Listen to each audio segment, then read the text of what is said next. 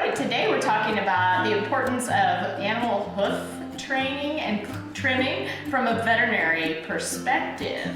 And we will first talk about giraffes and how it's important to keep that as a husbandry item that you can keep up with training and trimming the giraffe hooves so that you don't necessarily have to have the veterinarian involved. With giraffes, because of their size, they are a high-risk anesthesia animal. And it's also important to remember that you could do, one immobilization and have them down on the ground, get their hooves all nice and trimmed up, and then those hooves are going to continue to grow. So you need to be able to do maintenance. So that's why it's wonderful that our keepers and our veterinary technician have done such a phenomenal job of training our big male giraffe. He's our oldest giraffe as well. We've trained him to allow voluntary hoof trimming that we can do that is safe for us and that is a voluntary thing for him. He will work for food, he works for biscuits, and it does seem at times like he kind of enjoys that. I think sometimes the stretching when he places his foot is a little bit of physical therapy for him too. So he is 16 years old at this point. So that has been critical in maintaining good hoof care for him and also getting us caught up on a lot of overgrowth that had occurred. So we've made great progress on the front feet. We're now to the stage where he's made great progress recently on his back feet, desensitizing him to having that touched and trimmed. And the next steps will be to teach him to curl his back feet so that we can access the underside of his back feet too.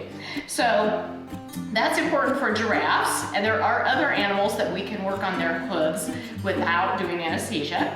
The animals at kids country, so like the more standard farm animals, like the sheep and goats, they're obviously handleable, and the keepers can go over and just pick up their feet and do some trimming on them. So that means they're easy to stay maintained, that you don't have to do a bunch of catch-up work with overgrowth issues or anything like that. And then our rhinoceros with their nails, they also, both the greater one-horned rhino, Joya, and the southern white rhino, Uzazi, are both very tractable if you understand their temperaments and how to read them. And Joya will, in essence, lie down on command so that we can safely go in there and look at the bottom of his feet, trim any nails, check the pads of his feet too, make sure he doesn't have cracks or separation between his nails and his foot pads. It can be a serious problem in greater one-horned rhinos in particular. There's a lot of them that have a lot of issues in captivity, and so it's great when we can look at those feet and be able to maintain them and keep them healthy. And then Uzazi will lie down. They're still working to get him to do that on command, but right now he basically will opportunistically, if he's lying down and he's positioned such that we can get in there safely, he will respond to basically being scratched, basically being petted, rubbed down, and he will stay in position and we can trim on his nails too and check the pads of his feet. And then there are animals that need anesthesia for hoof trimming, such as our takin right now, and our addax and our scimitar horned oryx. So those would be the animals that I would need to go in and anesthetize using a dart or a hand injection, typically a dart with these animals. And then we get them anesthetized lying down, and we can all go in there and get to work on their hooves that way. So, and it's not that it's impossible to train those animals to do voluntary hoof training too. It's just a little trickier, particularly with our setups here for those species. So we still have to do them with anesthesia. So that's the importance from a veterinarian's perspective of hoof trimming. So is this dangerous work that you guys are doing? We have to be careful. Even with the giraffe, we have a lot of trust with BT, the male giraffe, and he seems to have a lot of trust with us. But you have to be careful because an animal that size can hurt you accidentally. And so you have to just be on your toes when you're working with him, even in a relatively safe environment. We're not walking in there with him, obviously, and picking up his feet. But even with us right there with his feet, we have to be we have to be cautious. We have to be careful. And if there happens to be a day where he is just not responding, which is rare for him, where he doesn't want to put his foot up there. We can't make him do that. We are not strong enough. We cannot make him do that. And or if there's a day where he just seems really distracted or really not wanting to put the foot up there and leave it and wanting to pull it away a lot, and we feel like, oh, he might slip and start to fall, or which would be bad for him and then could be bad for us. We would call it at that point and say, we're done today. We'll try again tomorrow. So do the animals choose whether they participate? They really do. Yeah, they really do. So yeah, he doesn't, we're not forcing him into a chute. We're not, making him, again, we can't, an animal that size you can't really manhandle. No one can. So yeah, it's basically voluntary. He does not have to walk up there, and even though there's treats, he is fed his regular diet anyway. It's not like he won't get food. He doesn't have to walk up there, and he doesn't have to be calm, and he doesn't have to put his foot up on the block. So yeah, it's voluntary, really. So what would happen to the hooves of these animals if we did not do hoof care? It can be a very, very serious problem. It can be crippling. And giraffes in particular, we have learned more in the zoo community about them in the last several years too. And we consult with a farrier in Colorado that specializes in zoo animal hoof care as well. And they've been a tremendous asset and come out here and helped us and even talked with us about some training techniques as well.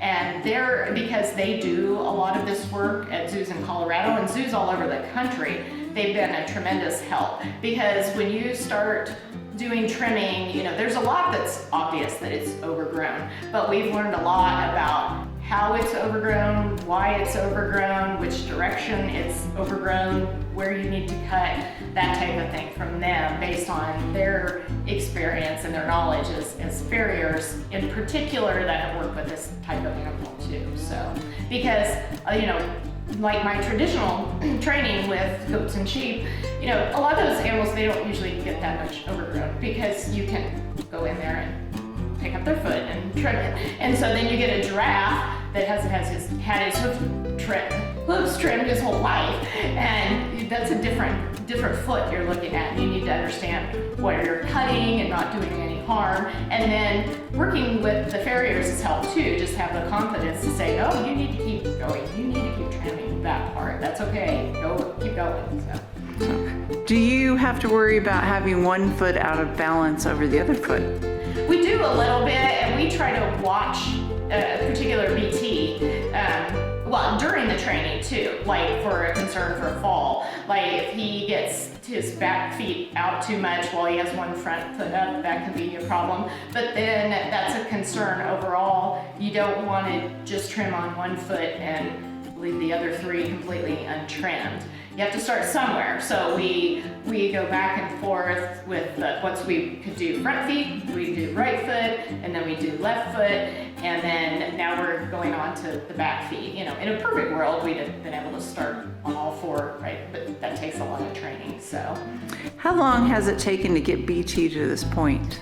It has been at least a year, but it's a process, and it even goes back to his foundational training, just basics, like with his original giraffe keepers, one of whom happened to be the veterinary technician now, and then the person who's our head keeper now, when she worked as a giraffe keeper, just even getting an animal the basics, like learning to target, learning to trust you and what you're asking of them. And those things come in handy when you start to put the pieces together to do a new behavior too. So longer than a year ultimately, but the really concentrated, focused trimming on the hooves, like a year to a year and a half. It takes some time, and meanwhile the hooves are growing more, so we're trying to always push forward, stay on top of it. What are you seeing in the future? I think we have a lot more knowledge in all zoos, and now zoos talk about lifetime training for animals. So you take a young giraffe and you begin as soon as you can desensitizing them. Certainly, this is an animal that's never going to be released into the wild.